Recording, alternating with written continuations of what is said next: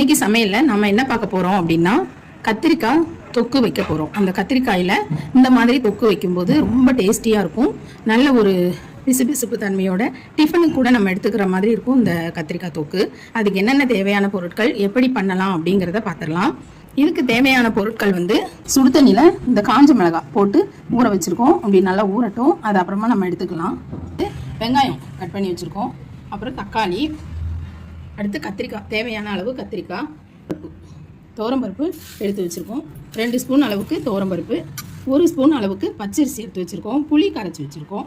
அடுத்து பூண்டு, இஞ்சி, கருவேப்பிலை, 3 பச்சை மிளகாய், 1 காஞ்சி மிளகாய். இதெல்லாம் நம்ம எப்படி சேர்க்குறது அப்படிங்கிறத 1 பை 1 நம்ம பார்க்கலாம். இப்போ முதல்ல அடுப்பில் வறுக்கிறதுக்கு தேவையானதெல்லாம் நம்ம வறுத்து எடுத்துக்கலாம். இப்போது கடாயில் கொஞ்சமாக ஆயில் விட்டுக்கலாம். முதல்ல நாம் அரிசியை முதல்ல பொரி அரிசி மாதிரி வறுத்து எடுத்துக்கலாம். நல்லா பொரியணும் அந்த அரிசி. பச்சரிசி எடுத்துக்கோம். நீங்களும் பச்சரிசி எடுத்துக்கோங்க. பச்சரிசியில் தான் அந்த பேஸ்ட்டு தன்மை நம்ம கிடைக்கும். அதனால் இது நல்லா பொரி வர்ற மாதிரி பொரி அரிசியாக, அதாவது நம்ம சாப்பிட்றதுக்கு வறுப்போம் இல்லையா, அந்த அளவு நம்ம வறுத்து எடுத்துக்கலாம். இந்த டிஷ்ஷு ரொம்பவே நல்லாயிருக்கும், கெட்டு போகாமல் இருக்கும்.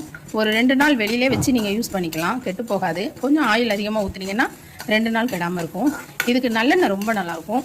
இப்போ நல்லா பொரிஞ்சு விட்டு பாருங்கள், பொரி அரிசி ஆகிடுச்சு. இந்த ஸ்டேஜில் நம்ம துவரம்பருப்பு சேர்த்துக்கலாம். துவரம்பருப்பையும் நல்லா ஃப்ரை பண்ணிக்கலாம். துவரம்பருப்பும் நல்லா ஃப்ரை ஆகட்டும் அரிசியோடு சேர்ந்து. நம்ம இப்போ வறுக்கிறோம் இல்லையா, இதை நம்ம பவுடர் ஆக்கி போடும்போது தான் அந்த கத்திரிக்காய் தொக்குக்கு நல்ல ஒரு டேஸ்ட்டு கிடைக்கும். இது நல்ல ஒரு ப்ரௌன் கலர் வந்தோடனே நம்ம எடுக்கலாம். துவரம்பருப்பு நல்லா வறுபடட்டும். இப்போ நல்லா ப்ரௌன் ஆகிடுச்சு. நல்லா அந்த வறுத்த ஸ்மெல் நல்லா இருக்குது.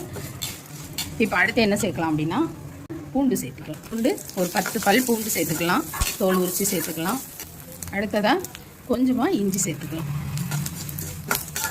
இஞ்சி இந்த பூண்டுலாம் போட ஆரம்பிக்கும் போது ஸ்லோ ஃப்ளேமில் வச்சுக்கலாம். அதோடு சேர்ந்து இந்த 3 பச்சை மிளகாய் சேர்த்துக்கலாம். இந்த பச்சை மிளகாய் வந்து ஒரு ஸ்மெல்லுக்காக தான், ரொம்ப நல்லாயிருக்கும். அந்த ஃப்ளேவர் ரொம்ப நல்லாயிருக்கும், பச்சை மிளகாய் ஃப்ளேவர். அடுத்து நம்ம கொஞ்சோண்டு கருவேப்பிலை சேர்த்துக்கலாம். இப்போது இதை நல்லா வறுத்துடலாம்.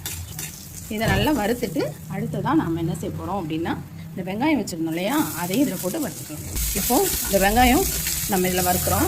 இப்போ இதில் என்ன அப்படின்னா, நீங்கள் வறுக்கும்போது பார்க்க வேண்டியது, இந்த நம்ம முதல்ல வறுத்தோம் இல்லையா, அது வந்து ரொம்ப தீஞ்சு போகாமல் நீங்கள் பார்த்து அதை வறுத்துக்கணும். இப்போ பாருங்கள், வெங்காயத்தை போட்டு வதக்குறோம். இந்த ஸ்டேஜில் உப்பு போட்டுக்கலாம். தேவையான அளவு கல் உப்பு போட்டுக்கலாம். நீங்கள் கத்திரிக்காய் எந்த அளவு வச்சுருக்கீங்களோ அந்த அளவுக்கு கல் உப்பு போட்டுக்கோங்க. இப்போ கல் உப்பு போட்டு நம்ம இந்த வெங்காயம், அதுக்கப்புறமா ஃபஸ்ட்டு எல்லாமே வறுத்தோம் இல்லையா, எல்லாத்தையும் சேர்த்து ஸ்லோ ஃப்ளேமில் வச்சு தான் நீங்கள் வறுத்து எடுக்கணும், அல்லது அடி பிடிச்சிரும். நீங்கள் இந்த வதக்கிற பக்குவம் தான் கத்திரிக்காய் தொக்கு ரொம்ப டேஸ்டியாக இருக்கும். இப்போ நம்ம இது நல்லா வதங்கியிருக்கு. இதை வேறு ஒரு பாத்திரத்துக்கு மாற்றிக்கலாம். இப்போது திரும்ப அதே கடாய் நம்ம யூஸ் பண்ணிக்கலாம். கொஞ்சமாக எண்ணெய் ஊற்றிக்கலாம். தக்காளி வதக்கிக்கலாம். தக்காளியை நல்லா இதில் வதக்கிக்கலாம். தக்காளி சீக்கிரமாக வதங்கிடும். தக்காளி இப்படி 1 2 இப்படி வதங்கிட்டு இருக்கும்போது இதில் இதை நறுக்கி வச்சுருந்தோம் இல்லையா கத்திரிக்காய், அதை போட்டு வதக்கிக்கலாம். இந்த தக்காளியும் இந்த கத்திரிக்காயும் நல்லா வதங்கட்டும். நம்ம இந்த ஸ்டேஜில் கொஞ்சம் இதை மூடி போட்டு வச்சிடலாம். இல்லை தண்ணி எதுவுமே விடக்கூடாது. தண்ணி விடாமல் தான் நம்ம பண்ணிகிட்ருக்கோம். இப்போ இதை மூடி வச்சிடலாம். இப்போ தக்காளியும் கத்திரிக்காயும் வெந்துட்டு இருக்கட்டும். நம்ம அதுக்குள்ளேயும் இதை அரைச்சிட்டு வந்துடலாம். இப்போ நம்ம வதக்கி வச்சோம் இல்லையா, இதை இப்போது நம்ம அரைச்சி எடுத்துகிட்டு வந்துடலாம். இதோட இப்போது காஞ்சி மிளகாய் சுடு தண்ணியில் ஊற வச்சிடணும். ஒரு 10 காஞ்சி மிளகாய் ஊற வச்சுருந்தோம். உங்களுக்கு காரத்துக்கு ஏற்ப நீங்கள் போட்டுக்கோங்க. அதையும் இதில் போட்டுக்கலாம்.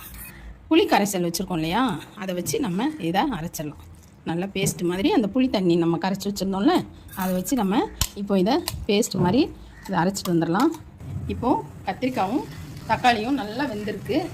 இப்போ கத்திரிக்காயும் தக்காளியும் நல்லா வெந்திருக்கு. இதை வந்து உங்கள் வீட்டில் மண் சட்டி இருந்தால் அதில் போட்டு நல்லா மத்து வச்சு கடைஞ்சிக்கோங்க.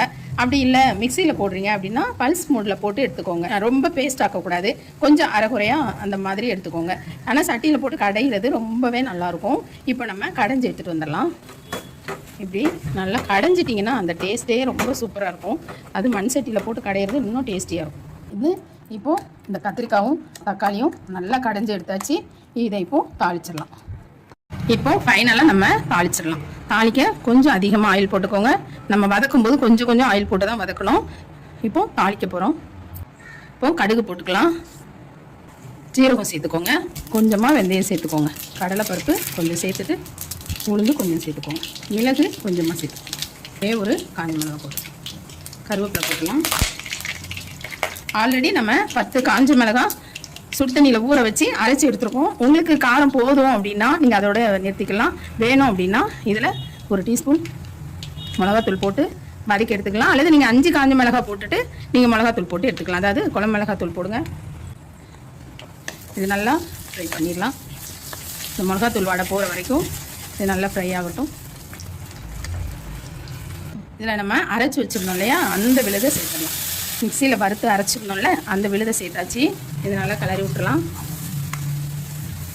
நமக்கு இந்த பக்குவம் தான் ரொம்ப முக்கியமாக இருக்கும். அதை நம்ம கரெக்டாக பண்ணிடணும். பண்ணும்போது நல்லா டேஸ்ட் வந்துடும். இப்போ கடைஞ்சி வச்சுருந்தோம் இல்லையா, நம்ம கத்திரிக்காயும் தக்காளியும் அதையும் சேர்த்துக்கலாம். இப்போ நம்ம அந்த கத்திரிக்காயும் தக்காளியும் கடைஞ்சி வச்சுருந்தோம். மண் சட்டியில் கடைய சொல்லியிருந்தோம். மண் சட்டி இருந்தால் கடைங்க, அல்லது வேறு சட்டியில் கூட போட்டு நல்லா பருப்பு மத்து வச்சு கடையும் போது தான் அந்த டேஸ்ட் இருக்கும்.